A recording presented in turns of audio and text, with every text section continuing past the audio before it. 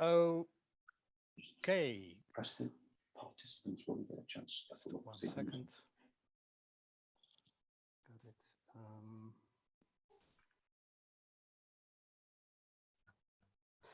Yes, good morning, everyone. Um, and oh dear, got it. Yes, good morning and good evening for some of you. Welcome to this webinar on the results of the last meeting of the Western and Central Fishery Commission, or the WCPFC, as we all know it, that ended a week ago. So the main question of this webinar is what the results of this meeting mean for certification and the sourcing of sustainable tuna to the world markets. My name is Stephen Adolf. I'm a consultant and researcher of tuna markets and writer of the book Tuna Wars, and I will be your moderator in the session of this morning. So what is this all about?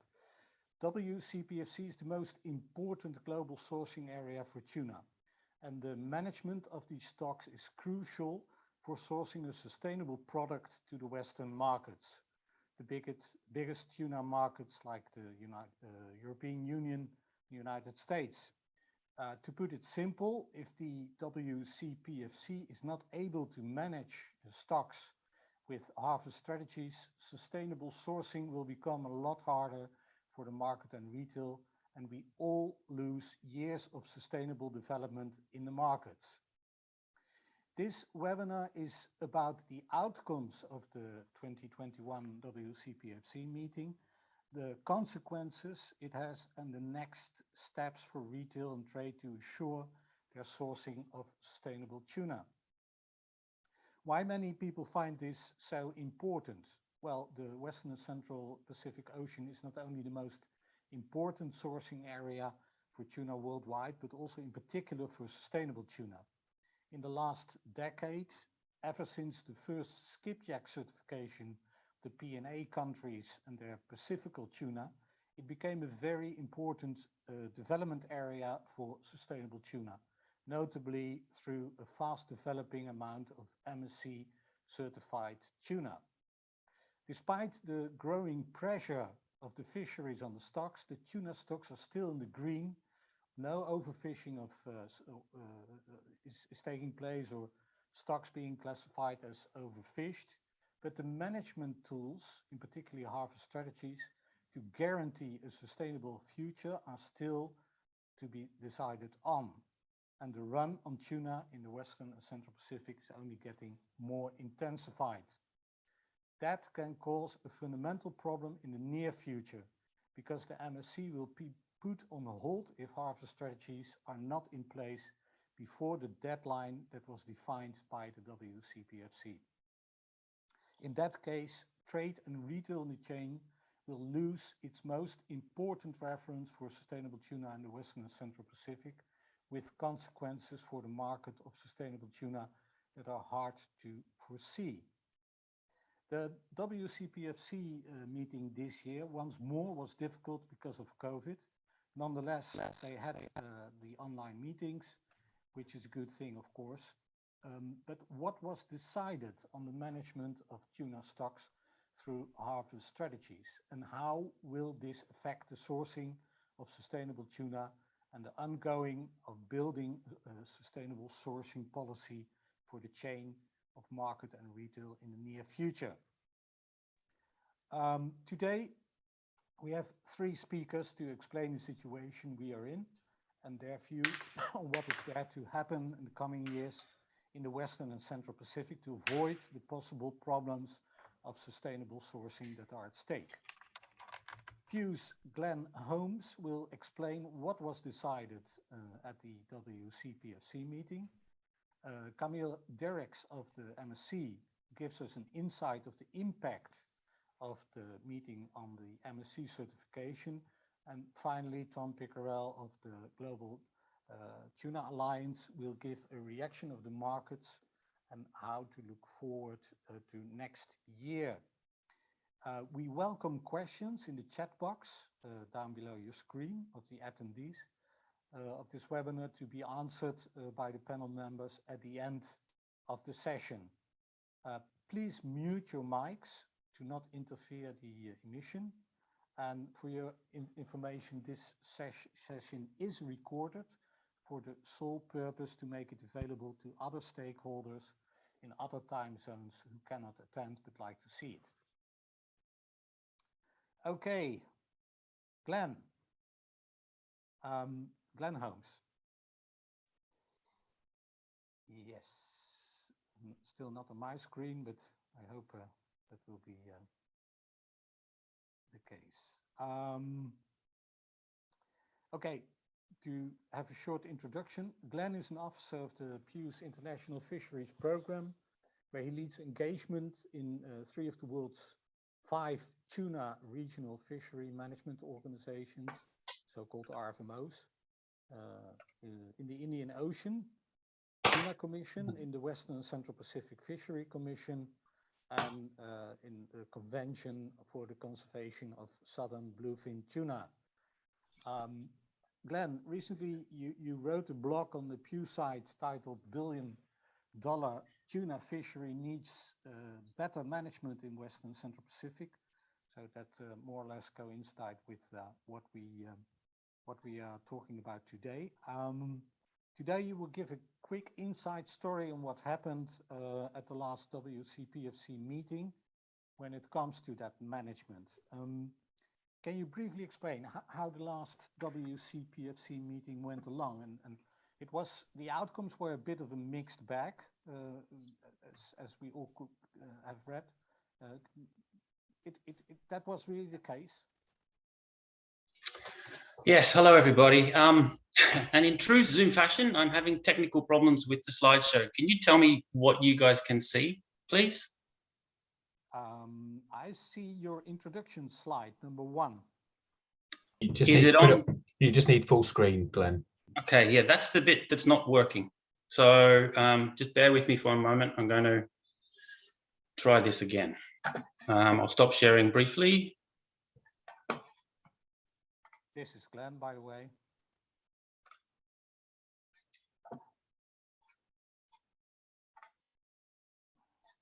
Okay, let's see if this works.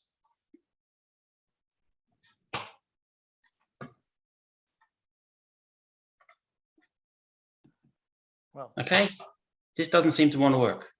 All right, if I do one more try. Okay. We planned this and it doesn't work. Bear with me. Zoom's being very annoying. Whoa, now what are you doing? All right, if I just do that, you guys can see my first slide, correct? Yeah. We can't see you, by the way. Tom, can you put Glenn in the other side of the screen?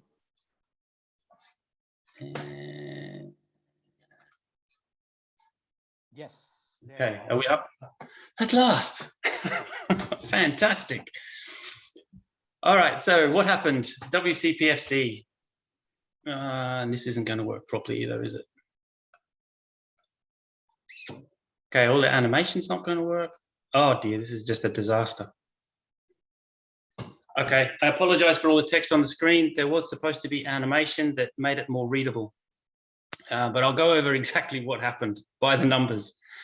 There were essentially 5 days of meetings spread over a 7-day period. And about a third of the total session ended up being in closed session. Now, this is in addition to 2 weeks, I'm going to move that out of the way now, 2 weeks of meetings throughout the year to try and expedite the process at the Commission meeting that was focused on tropical tuna negotiations. So at the end of the day, we had 26 governments plus participating territories and registered observers all coming together to try and sort out a number of issues, the tropical tuna renegotiation being probably the primary one in everyone's mind. And at the end of the day, 4 measures were passed. The tropical tuna measure was rolled over with very little change, with the exception of an agreement to move to non-entangling FADs.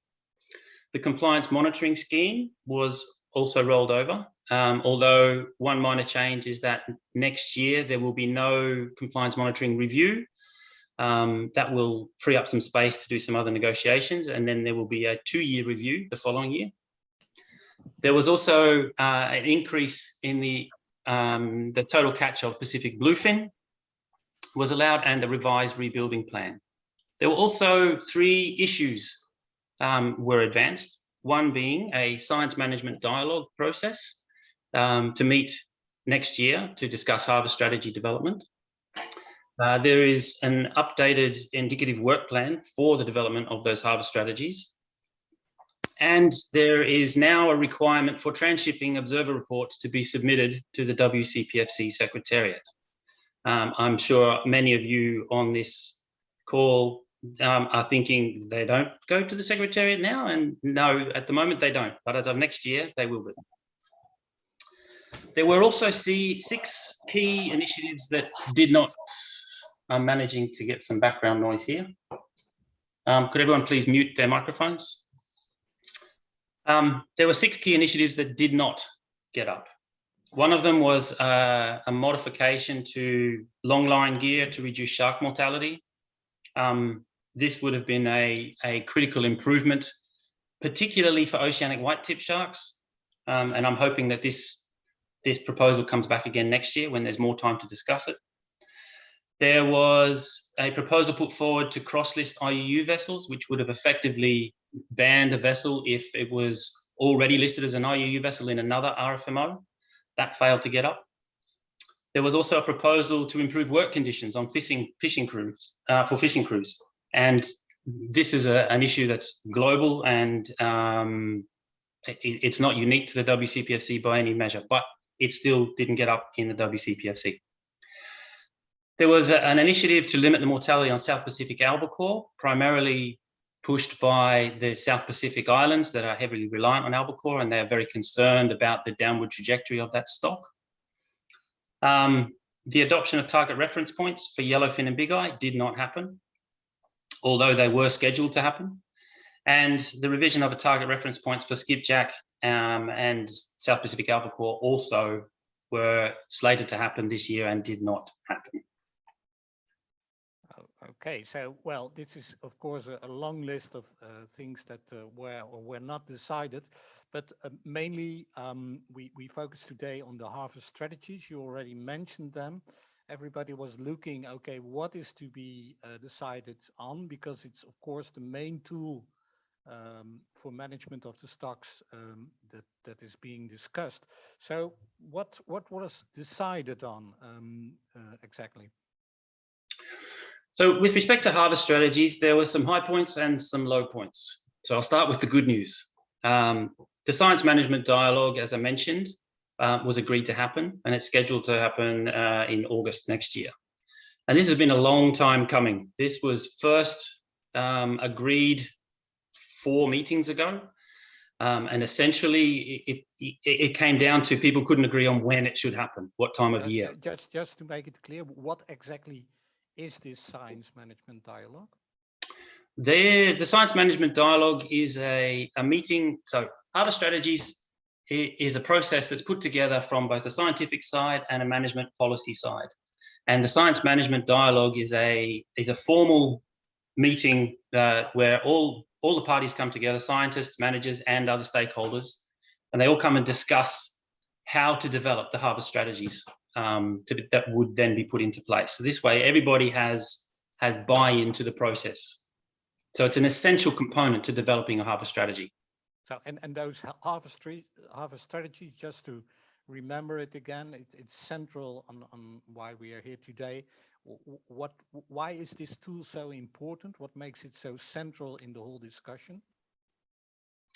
Harvest strategies are essentially a process whereby the most of the reactions of a management body are predetermined based on the status of the stock and the activity that's happening. This effectively, I've heard it described as it's agreeing all the rules of the game before you start the game. And what this essentially does is it takes the politics out of the process. So it's quite possible for science to recommend a certain reduction in catch or a change in fishing effort or something in order to manage a stock. And then when it comes to the management, the commission meetings and the managers and the policy people negotiating over how to go about trying to implement that, politics can enter the game, and you can end up with an outcome that doesn't follow the science, sometimes not at all. And so if there is a harvest strategy in place, there are already these pre-agreed rules that if the stock is in a certain state, there is already agreement that some pre-agreed actions will happen. This essentially takes out a lot of the negotiating that happens in commission meetings. It would have freed up a lot of time in this year's WCPFC meeting, I believe. And it's a much more effective, science-based, robust management process than is currently in place, where it's more ad hoc and reactive. It's a proactive management rather than reactive management. Okay, so if, I could say you can say it's simply said, you have an automatic system that puts in motion certain measures if necessarily this has to be done because of the stock status. So you don't have to repeat all the negotiation each year depending on the stock status. It automatically is in a system, and all the measures will be taken without this whole discussion you have to repeat each year. That's basically the idea, no? Essentially, that's correct. There will always be things that people will want to negotiate over, but having a harvest strategy in place narrows that list of potential negotiating points way down. Okay, so where are we with this harvest strategies? Because basically the point is that these harvest strategies have to be put in place before a certain deadline. Yeah, so there was a work plan that was that has been in place for a number of years and is periodically revised. They did not revise the work plan, so it hasn't delayed the adoption of harvest strategies for the tropical tunas. Skipjack and South Pacific albacore are still planned to be adopted next year. Big eye and yellowfin are scheduled for adoption in 2024. And the positive that came out of an agreement on the tropical tuna measure is that it was agreed for 2 years. So this essentially frees up negotiations around the tropical tuna measure next year to allow the Commission to hopefully focus on agreeing those two management procedures or harvest strategies for skipjack and South Pacific albacore. Now, there were also some downsides related to harvest strategies. Whoops, I've gone too far, sorry about that. So even though the Science Management Dialogue was finally agreed to happen next year, it's only been budgeted as a 2-day meeting, and this may not be enough time to negotiate all the various aspects that need negotiating. So it's going to be quite difficult with only a 2-day meeting. That's more likely than not going to end up being virtual. That will make it even more difficult to get everything out and discussed and assessed by the science service provider and ready for a full adoption of an agreed management procedure at next year's meeting in December. The revised work plan didn't delay adoption of harvest strategies, but it did delay the adoption of target reference points for big eye and yellowfin. They were slated to be adopted this year. And because of the tropical tuna negotiations taking up so much of the time of the meeting, there wasn't any real opportunity to have that negotiation that's required to agree those target reference points. Okay, so they've been put off. Just to make clear, the target reference points are an important part of the construction of the harvest strategies. Yes, they are. They're essentially an agreed state of the stock that everybody wants it to be in. So your target is where you want the stock to be maintained at, and this is both a good place for the stock to be from a biological, conservation, sustainability point of view, but it's also important for the economics of the industry. There's no point nominating a target that's an uneconomical one. It has to be beneficial from a sustainability point of view as well as an economic point of view. And that's negotiating that is obviously a complex process. Yeah, okay. So that's it's an important part, this kind of trigger point in the whole system of harvest strategies. So it's logical that you have to have it to put it in motion. So considering these outcomes, what will happen in this coming year? I mean, how much are we in danger that these harvest strategies will be not in place in time? What has to happen at the WCPFC to see that this really will be the case? You already said, okay, the plan to introduce them as such didn't change, but will it be also worked out on time, do you think? Very good question. I might also point out that even North Pacific albacore wasn't even discussed last week or over the last couple of weeks. And it's in a state where a harvest strategy could be adopted pretty much straight away. All the work on that one has been done, but they didn't even go there. In terms of where to from here, as I've said, the science management dialogue process will happen in August. So that's the first half of the year gone already before we get to this critical meeting. And so everything that has to happen to adhere to the work plan is going to be happening in a very short period of time. For skipjack, they have to agree on the target reference point. There is currently an interim target reference point in place, but there is a lot of concern over the current definition of that target, and that's going to involve some negotiating out. Once they've got that agreed, then they have to develop and then agree on a management procedure that has been through the management strategy evaluation process. So a number of candidate management procedures are tested, and then the commission will agree on the optimal one to use. Once that's all done, then that needs to be converted into a conservation and management measure language and then adopted by the commission in December meeting next year. So that's a lot of work just for skipjack.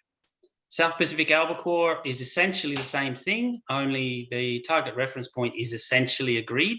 That just needs to be reinforced, I guess. That doesn't need to be changed.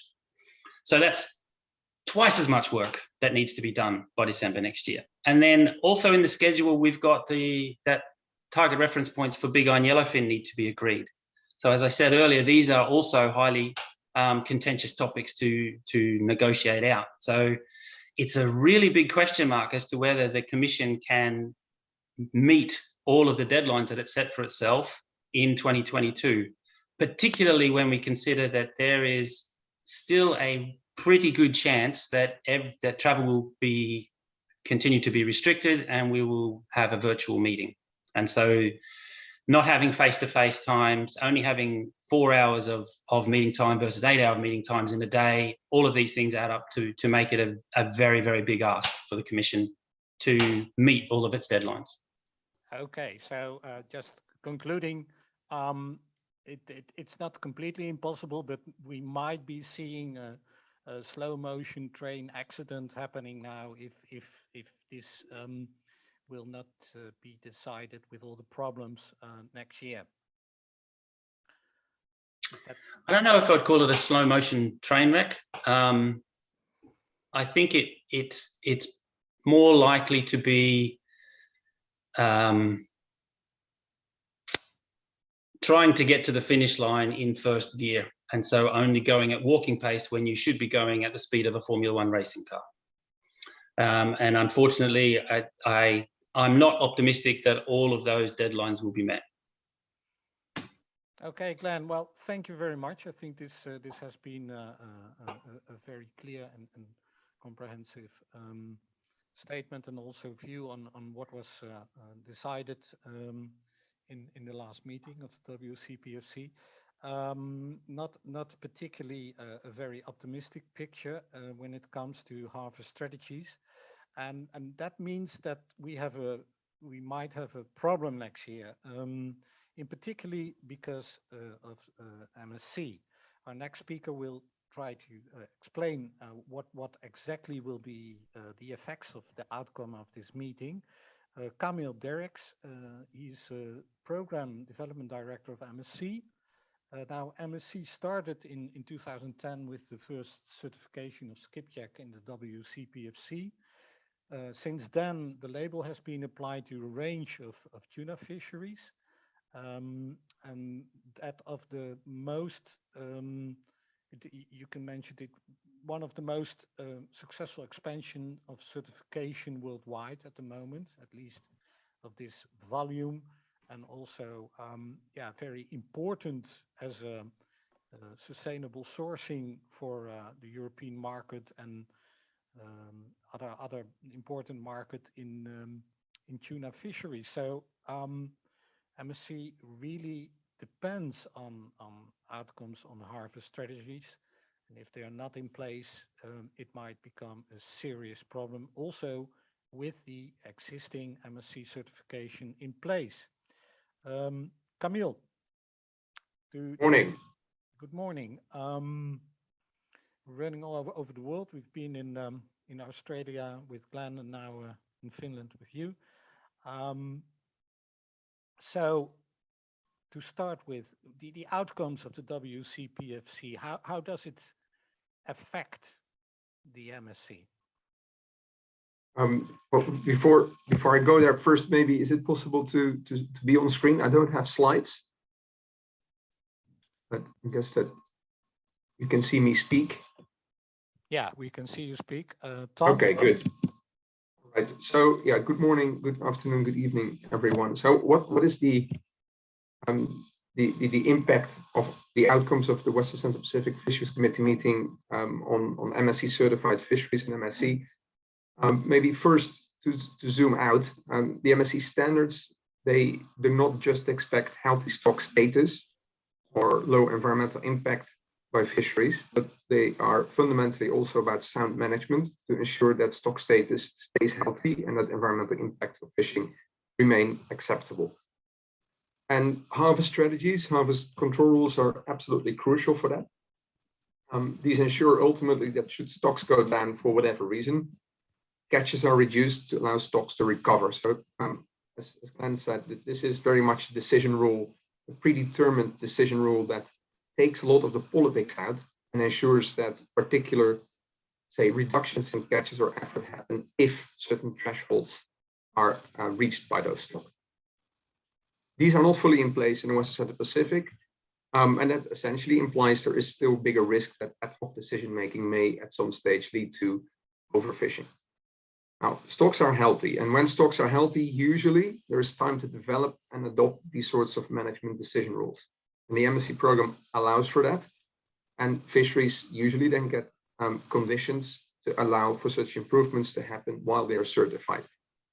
In the Western Central Pacific, the tuna fisheries have until June 2023 under their certificates to demonstrate that they have effective harvest strategies in place.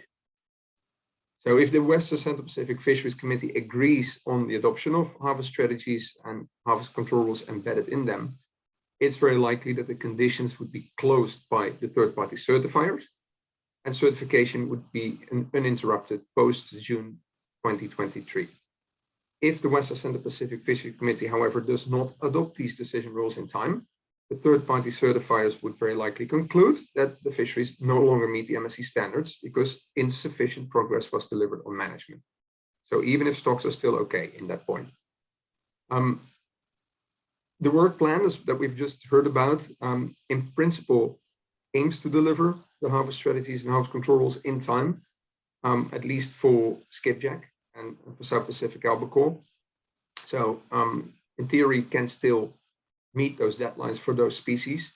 For big-eyed tuna and yellowfin tuna, based on the fact that the deadlines are postponed, it's unlikely that the deadlines under the certificates will be met. So it's more likely that those may face suspension by the third-party certifiers. So what does that mean? That means that the auditor will, in June 2023, review if the progress was sufficient, and if it wasn't sufficient for yellowfin and big eye, there's a significant risk that suspension would happen. So the certificate would no longer be valid and fish could no longer be sold as MSC certified. Skipjack and South Pacific albacore are still on track. By no means easy, as we've just heard. There's still a lot of work that needs to be done.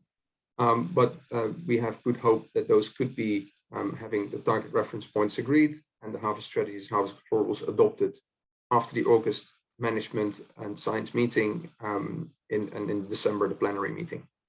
Yeah. Now the WCPO, the Western and Central Pacific, is quite an important area when it comes to MSC certification of tuna.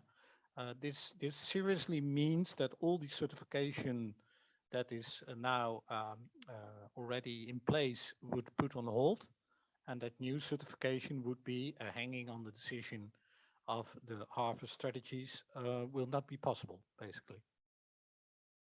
In that particular area, so in the Western Central Pacific, there's a harmonized approach taken across all certificates. So the essentially deadline agreed across the certificates is June 2023. And the reality is that this is not a new thing. Harvest strategies have been discussed, I believe, since 2014. So we're now about 7 years on.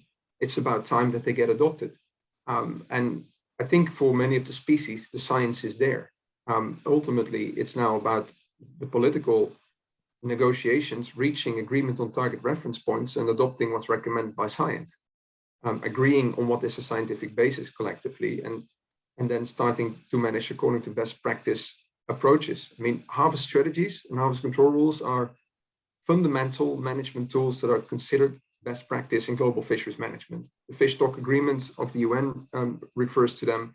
Many of the better managed fisheries in the world have them in place. And it's, as I just explained, a crucial element of maintaining resilient and sustainably exploited stocks in the long run. Okay, so it's important. The harvest strategies is a fundamental part of the standard. You have to have it in place. You're updating now, right now, the standard. Will this make any change with respect to harvest strategies and the situation we're in the WCPFC? It's a good question. We have the topic of harvest strategy in the ongoing fisheries standards review. But at this point in time, those standards are still not adopted. So we still have consultations taking place this winter, so stakeholders can participate in that. And it will take at least another year before the standard is formally released and becomes adopted in subsequent years. So it's early to say if that will have an impact on this particular situation. I mean, the MSC has hundreds of fisheries and thousands of units of certification in the program across many species, and many of them on multi-jurisdictional fisheries like tuna, for which potentially there might be some effect of the standards review that we are now in a final phase of. But it's too early to tell how exactly that will impact any particular fishery. But you don't think that it will ease the whole standard when it comes to harvest strategies as such? I don't think it will ease, because the key thing that is now proposed, again, not adopted, but what is proposed is a more clear pathway towards the adoption of say management strategy evaluation based harvest strategy adoption. So it identifies what needs to be in place in terms of scientific consensus and target reference points, and it defines the pathway for fisheries in the program towards the adoption of effective harvest strategies. And you know, fisheries that have been in the system for quite a while, like these tuna fisheries, they are not going to face some easier bar. If anything, I think the bar will be more clarified, and some may even perceive it as a more strict approach. So no, I don't think that it's correct to say this will make it easier. Okay. Now there has been some critics, specifically from the Western Central Pacific area, because there are people who say, okay, most stocks are in the green. There's no overfishing. So and we also have some kind of management measures already in place by the P&A, for instance.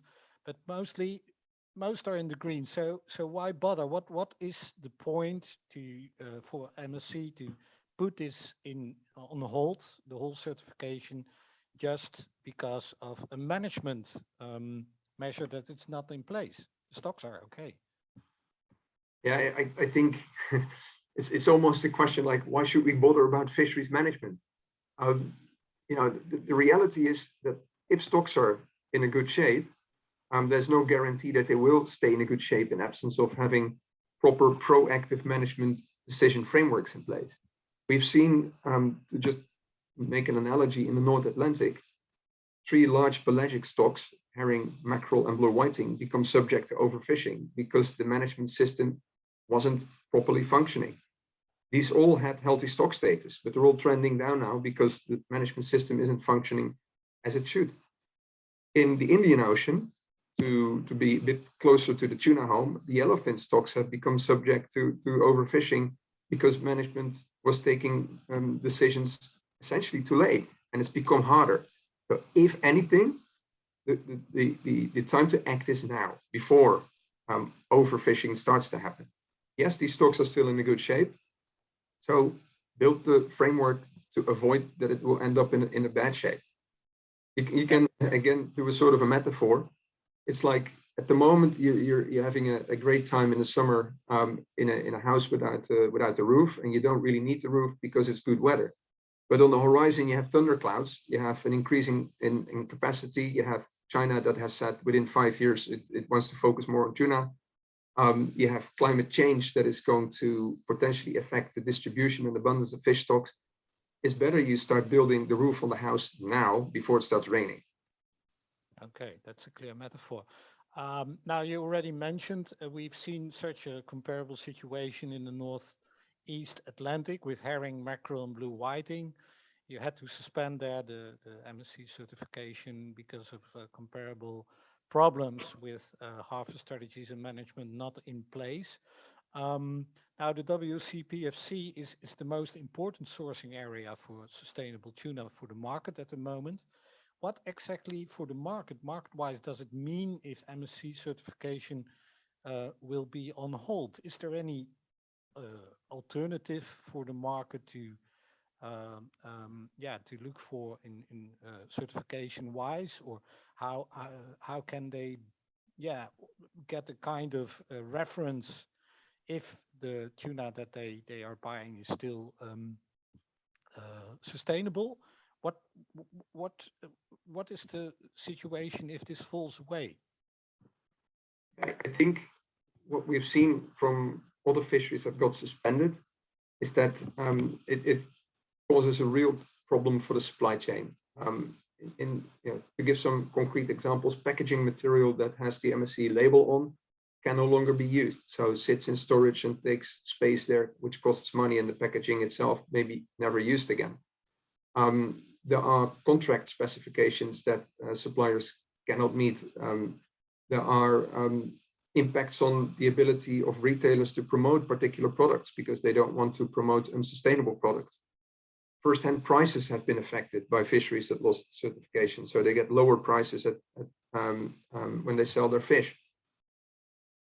Principally, when MSC certification is suspended, then an important reference for the market falls away. And I think the MSC is recognized by many actors to be the globally leading fishery sustainability standard for good reason. It's specifically mentioned in the preparatory work for Sustainable Development Goal number 14, Life Below Water, from the UN, as a tool that companies and governments can use to demonstrate compliance with the Sustainable Development Goals. In the environmental, social, and governance policies of many companies, MSC or GSSI is specifically referenced. And so in absence of certification, the ESG objectives by many companies will be harder to be met demonstrably. And so the suspension, I think, will have a substantial impact should that happen. And obviously, we all need to try to avoid that. And I think the supply chain actors, united in the Global Tuna Alliance and others, really can help to keep the pressure on and support the management decision makers in the Western Central Pacific Fisheries Committee to come to the right conclusions in August and December next year. Really, we need to work together on that. And there is still a pathway, at least for skipjack and for South Pacific albacore. It may be more challenging in the narrow timeframes that are set for the big eye and the yellowfin. But we need to start at least with skipjack and South Pacific albacore in that case. Yeah. Just to finish, MSC certification is also a proxy related to a broad range of other green instruments that are coming up now, like financing with green bonds, the EU taxonomy on sustainability and norms against IUU, and as you already mentioned, the SDG goals. So basically, it only will make things more difficult in the coming time if MSC falls away. Is that a correct estimation? I think so. I mean, I just gave examples from the supply chain and from, say, the market for, in this case, tuna. But yes, financing actors also have sustainability objectives and ESG policies, and green bonds that are being issued in certain cases contain, say, specific criteria about MSC. So when a seafood company wants to apply for a green loan out of the proceeds of a green bond from a bank, it needs to demonstrate that more than 90% of its turnover originates from MSC certified fisheries to have access to that green capital. And that is definitely something that is becoming regulated at the European level. You start to see the EU taxonomy becomes completed at some stage. That will be completed and rolled out, and it will put essentially requirements on the finance sector to have demonstrable evidence that the green or blue money that they deploy is in fact green or blue, and how that's demonstrated can be done amongst other by credible proxies like independent certification. Okay. Capital market for sure is also one of the factors I think that will come into play to help incentivize improvement. Maybe my sort of final comment here is that this is very, very important to get right. But from an MSC perspective, obviously, we've seen these sort of situations before. I really see it as a part of the theory of change that if fisheries are not delivering improvement in time, we hope that, of course, the market actors will continue to offer opportunities for those fisheries that remain certified and able to meet their sustainability criteria in the procurement policies. And that should provide incentives for further improvement. So we hope suspensions are avoided, but it is a critical part of the system. And it has worked, I believe, in many cases to drive improvements in and on the water, and then brought fisheries back too. We're also hopeful that, for instance, in the North Atlantic, herring, mackerel, and blue whiting deliver on their improvement action plans in the set timeframes that they have adopted, and that in 2 or 3 years, improvement is delivered to a degree where MSC certification may become possible again. Yeah, okay, that's clear. But meanwhile, for the market, of course, it's a great cost that should be avoided if possible. So Exactly. Exactly. Thank you. Well, Camille, thank you for explaining the situation for MSC. I think it was a clear way to put it. You already mentioned the role and interest of the market, in particular with this whole situation around harvest strategies not being adopted, and that is exactly the case or the point of our next speaker, Tom Pickerell. He's executive director of the Global Tuna Alliance, an organization that represents trade and retail sector in the international tuna markets. GTA tries to defend the sourcing of sustainable tuna for the global markets, and one of is in this case one of the most important species for consumption worldwide, namely tuna. Tom, welcome. Thank you, Stephen. Just for the audience to get the picture, will trade and retailers, or better said, which trade and retailers so far did join GTA, and what part of the market do they represent? Yeah, thanks. Good morning, good evening, everyone. Thank you for joining us today. as Stephen said, my name is Tom Picker. I'm the Executive Director of the Global Tuna Alliance. The Global Tuna Alliance was formed in late 2019 with the goal of really working on harvest strategies and improving tuna fisheries through market leverage. We've actually since evolved our mission to be a bit wider than that. You can see we now look at, as well as harvest strategies, trying to avoid, mitigate IUU products, improve traceability, obviously environmental sustainability, but also progressing work on human rights. And you can see our vision is very broad, and it covers raising the standards basically of environmental and social responsibility. In terms of who our members are, this is the current state of play with our membership.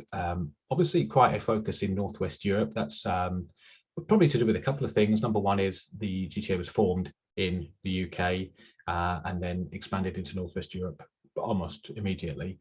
That market is probably one of the most advanced in terms of retail supply chain commitments to sustainability. And so there is that sort of interest and support within organizations.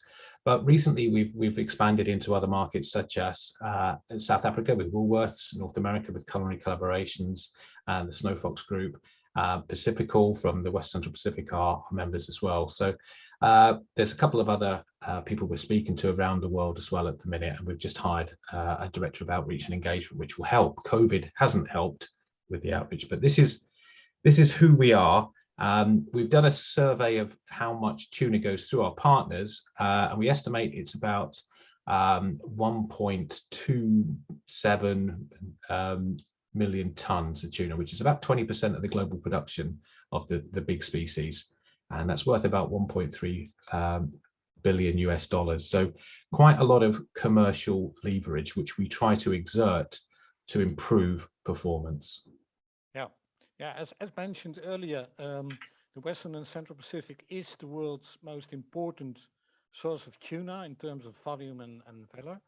In the last decade, it also developed as the most important source of certified tuna. So basically, what are we talking about in the Western and Central Pacific Ocean? What is at stake? I mean, well, the graphic is a sheet that the MSC produced, and it really sums up the importance of the Western Central Ocean in terms of tuna and MSC tuna. You can see it is by far the largest source of tuna that for the world, but it's also 73% of the MSC certified catch of tuna. So that makes it incredibly important to the market that has made commitments around seafood sustainability, particularly those around GSSI recognized. And Camille mentioned that many companies have got direct explicit commitments to that in their seafood sourcing. And so, yes, it's incredibly important to the marketplace. Yeah. So we do not exaggerate calling the WCPO an essential part in building up, let's say, the build work of sustainable fishery, sustainable tuna fishery. Absolutely. Yeah. This in particular is the case for the biggest markets, European Union and the US. Yes, it is. Yeah. We've done another survey of, where do our partners get the tuna from? And GTA partners, and I know this is just a snapshot of the global market, but GTA partners source from 14 parties to the WCPFC. Many of these are too small to be seen on this map. So they're islands in the Western Central Pacific as well. So it's hugely important both to their economy and to our partners in terms of sources.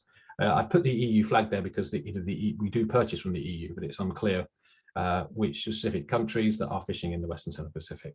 But yeah, it's hugely important. And for the many other companies out there, it's equally as important. Yeah. Now this build-up structure, this are the other countries or the other companies you were talking about? Yeah, these are. We did some advocacy around this issue, and as well as GTA partners, all these companies signed on to an advocacy letter, and you can see it's 112 companies recognized, some ones there.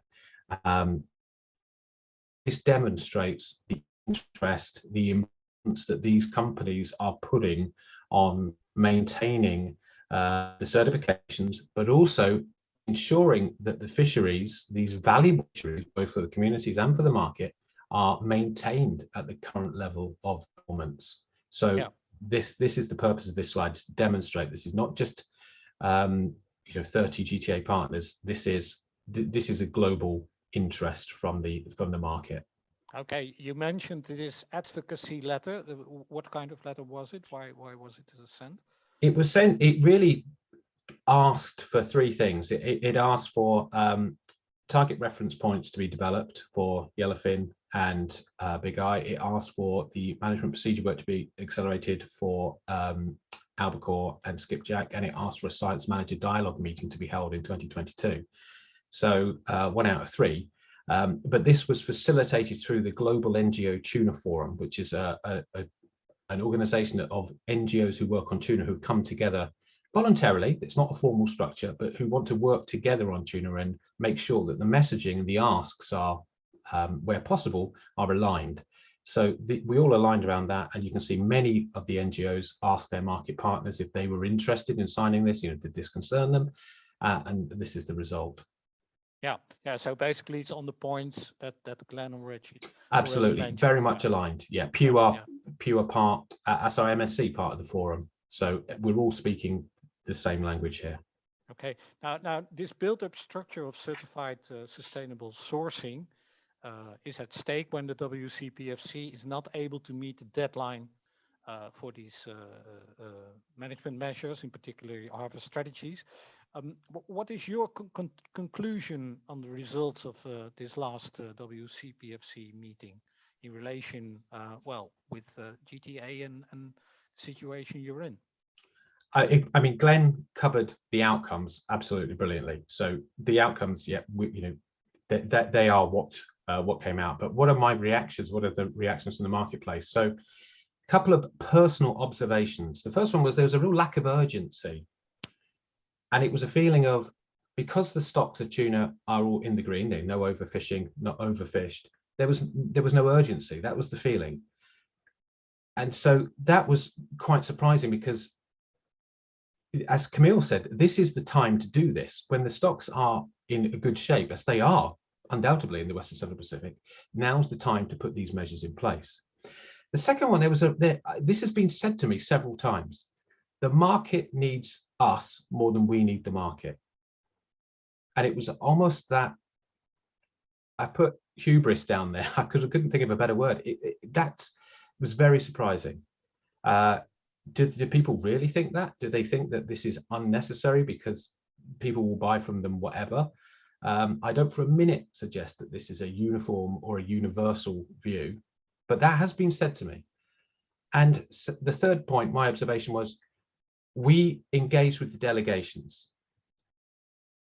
I don't believe we were necessarily targeting the right audience in this RFMO. This approach has worked in other RFMOs, but I think we need to be speaking to the decision makers, the fisheries ministers, maybe even senior, to explain the needs. And again, this is not a universal thing. I think that some delegations have that two-way communication with their internal decision makers, but I do certainly believe that the message wasn't necessarily getting through. So what can we do about that? We need to, for the first one, the lack of urgency. Camille talked about the fact that these are the basic building blocks of responsible fisheries.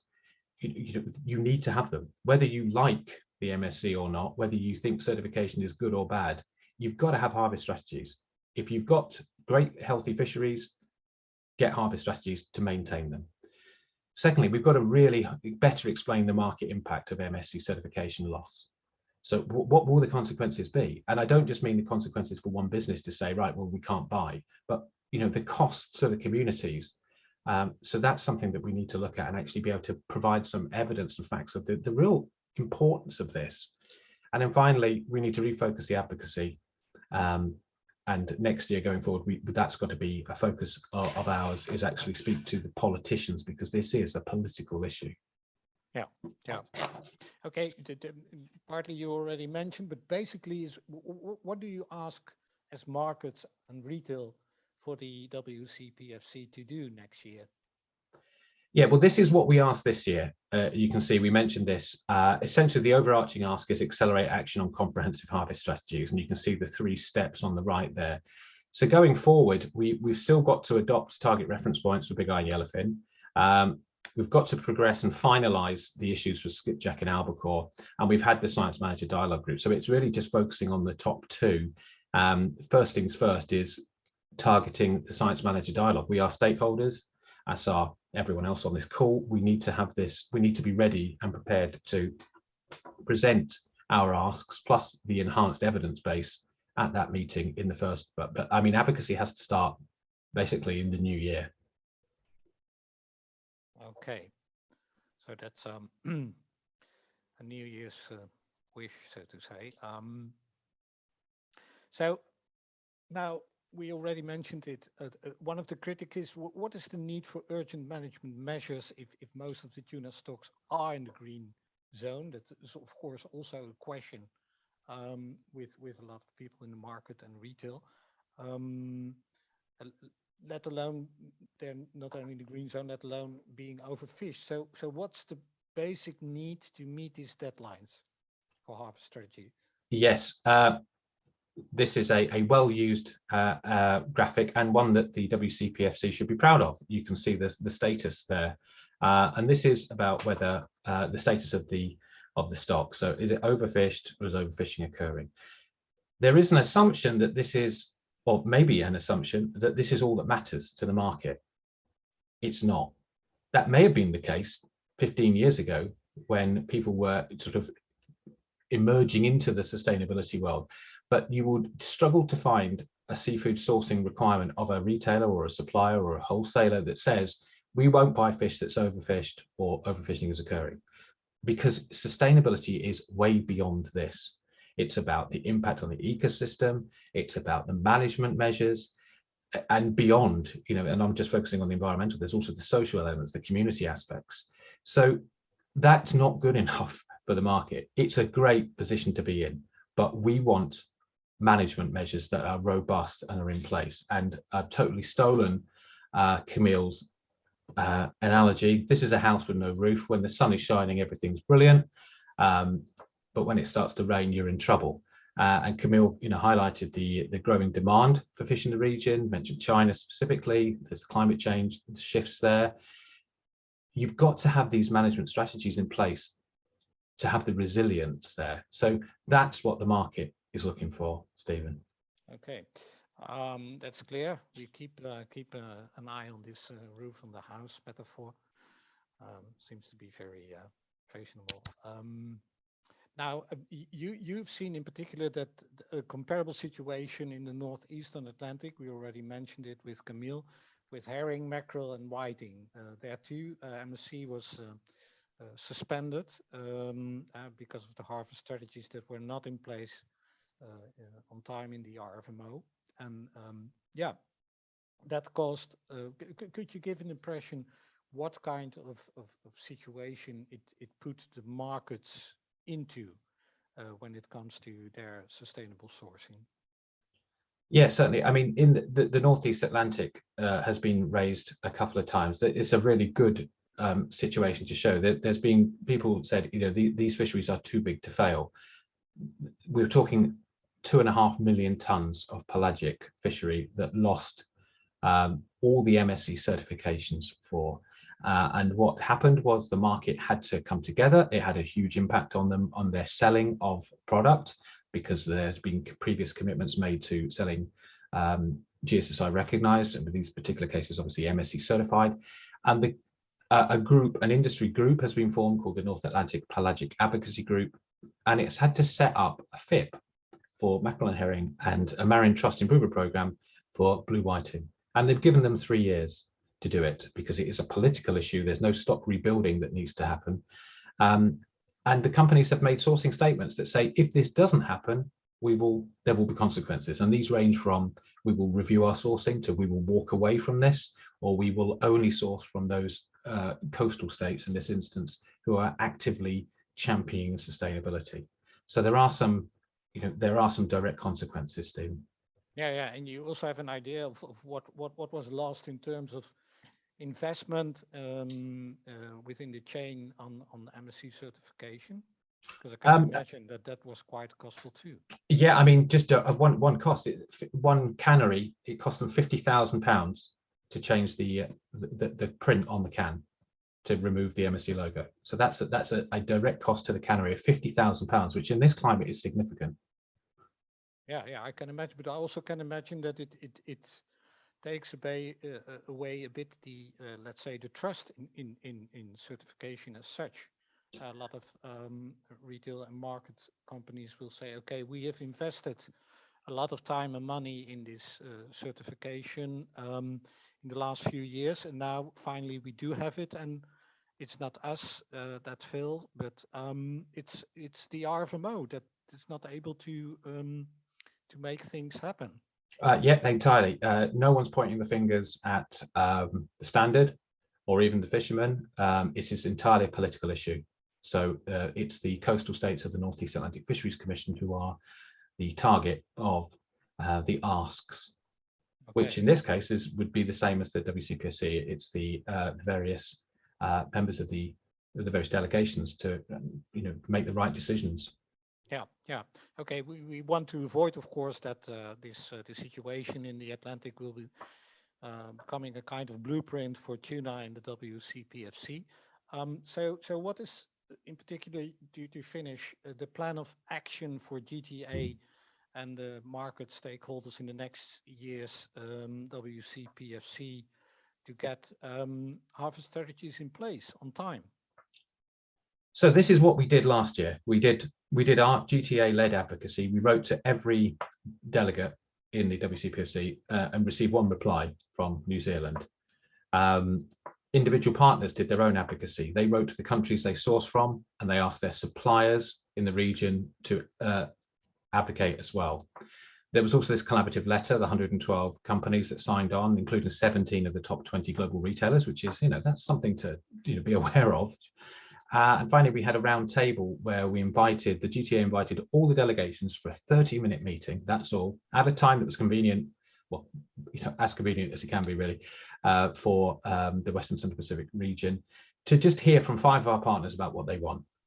5 attended, plus the UK. The UK is not a WCPFC delegation, but they are very interested in the issue. So again, it's this sort of lack of interest in the market, which you can imagine is not only is it surprising, it's frustrating. And we weren't asking for any of the delegations to speak or to defend their position or anything, just listen to what the market, 5 different people from across the supply chain, what they're asking for. So that's what we've done. We need to up this. Next year, we need to do advocacy 2.0. We need to really ramp it up, speak to fisheries ministers and above. We need a strategy, hopefully aligned with other people, on participating in the Science Manager Dialogue meeting. Speak to the certified fisheries. They've got a lot to lose. They need to be on board as well. And Camille also mentioned the SDGs. There's a real there's a link to the UN Sustainable Development Goals. We need to highlight this as well. The second thing we're going to be doing is a market analysis, potentially with the MSC. We've had informal discussions about that. Where does all the tuna go? Where does the certified tuna go? What would be the impact of certification loss? And can we use that to mobilize more of the market to speak up as well? Sourcing statements, put a question mark here. This is, what's going to happen to an individual business if certification is lost or suspended? What will happen? What will they have to do and actually have this individual story? And finally, do we need to look at FIPS? If these fisheries lose certification, do we need to go down that route? I put a question mark there. This is something that individual fisheries would need to look at, unless there's an appetite for a sort of a region-wide fishery improvement project. I don't know, very early days. It might not even be something that the GTA gets involved in directly, but it's just to put it up there as options on the table. Yeah, okay. That's clear. So let's see what happens next year. Any case will be important to the decisions made, and that will be from August on, I guess, in all the meetings, because we are having these first deadlines in 2023. But basically the groundwork has to be done next year, and that will be, let's say, your target for GTA to see if you can make it happen. That's right. I mean, you know, how can people get involved? If you're a company involved in tuna, join the GTA. You know, more people we have, the greater our influence is, but it also enables you to demonstrate leadership in sustainability of tuna fisheries in maybe a different way to you're already doing. Secondly, develop a clear position on sourcing. You know, what is it that you want to see happening? What are you calling for? What do you need to happen to tuna fisheries to enable you to continue sourcing or to start sourcing? You know, be clear about what you want to see, because you are ultimately why the fishery is there. And thirdly, engage in advocacy. You know, tell people what you want, because the market voice is not always heard, as we've demonstrated, even if we try. So the more people speaking up, the better. And of course, if you join the GTA, you know, all these materials will be provided to support you. Okay, thank you, Tom. Well, that's the message. Let's try to get these harvest strategies done by next year. It won't be an easy task, but at least we know what is the importance and what is the essence and interest, in particularly for the chain and the markets. Thank you very much. Now we just have a small moment to have some questions. I saw already some. Well, actually, to start with, for all of you speakers, what do you consider the most crucial obstacle that has to be overcome next year in the WCPFC to get the harvest strategies in place? Maybe I start with you, Glenn. Most crucial obstacle to get harvest strategies in place in the WCPFC is, I think, the ability to be flexible in negotiations. Too many, the Pacific Islands tend to act as a block within the FFA, and then with the P&A block within the FFA, and they quite often require to go away and caucus internally, and that slows the process down dramatically. So if there is an ability to be flexible with negotiating positions from the outset, that would speed things up. Okay, so that's more a technical point, so to say, of how these meetings take place and how they can speed up a little the process of decision making. Camille, what in your opinion is the obstacle to overcome next year?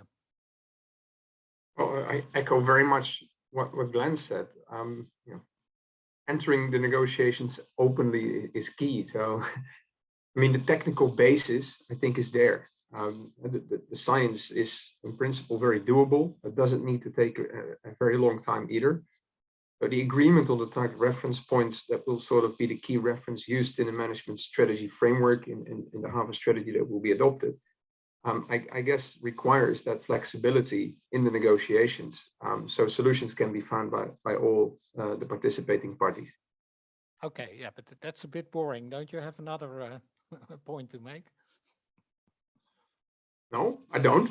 I think it comes ultimately down to political will, and to take a long-term view at this rather than an ad hoc view, a reactive view. I mean, zooming out, the Sustainable Development Goals have been mentioned by myself and by Tom, and I think many states have signed up to them, if not all states that are members. I don't know by heart if all of them have ratified the SDGs, but if you want to make progress towards that by 2030 and you want to have good fisheries management in place, start delivering it.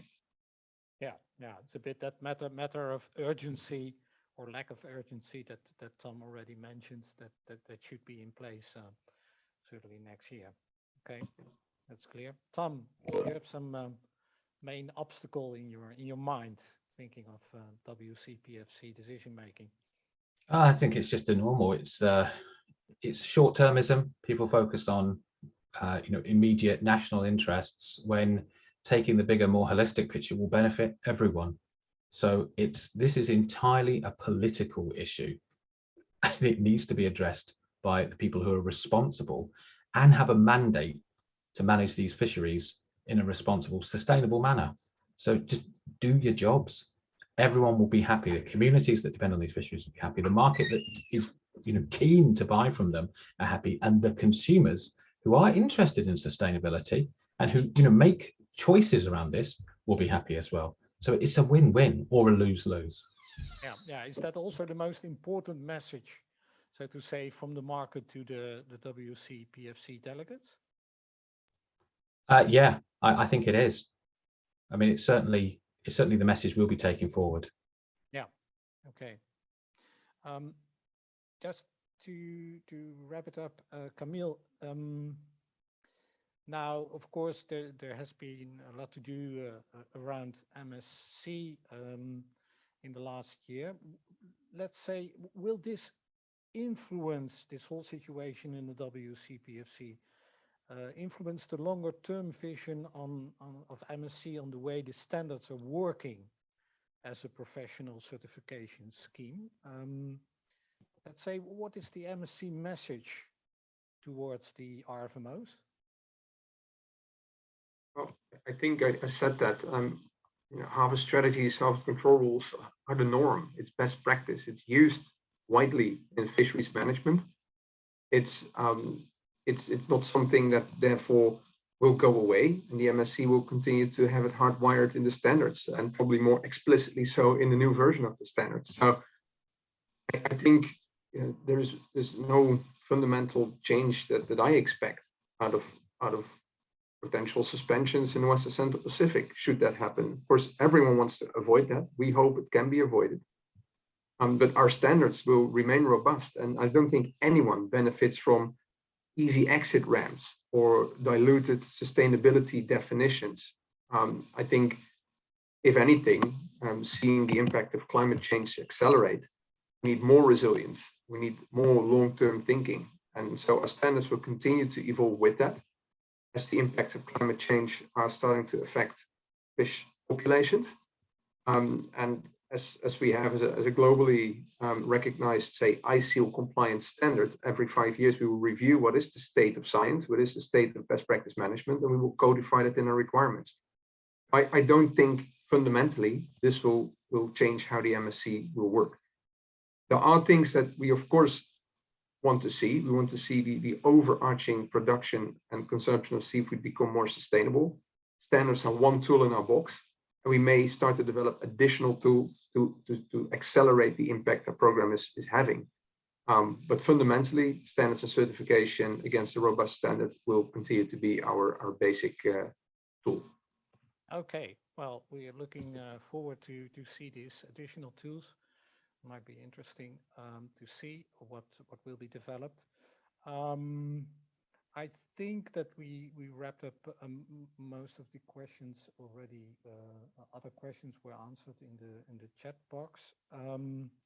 Thank you very much. This was maybe not altogether a very glamorous picture of the WCPFC, in the sense that there are big hurdles to take next year, and it will be difficult to see those harvest strategies in place on time.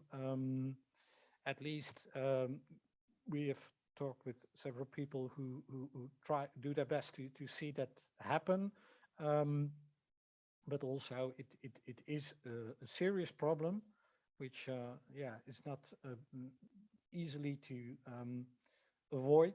So this will be also a bit the message for the situation as we are in next year, and it's something to be very well attended to. I think one of the conclusions also was the political will that is important to come to these decisions. And in that case, I guess we all who attended this webinar have a kind of responsibility to see also that in our particular political let's say influence we can have.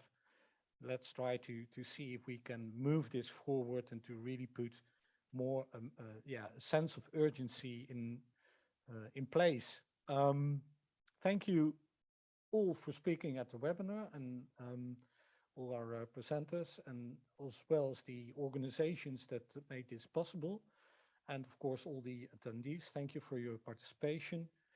As might be clear, next year will be important in the sustainable management of tuna stocks in the Western and Central Pacific Ocean. This will be a start.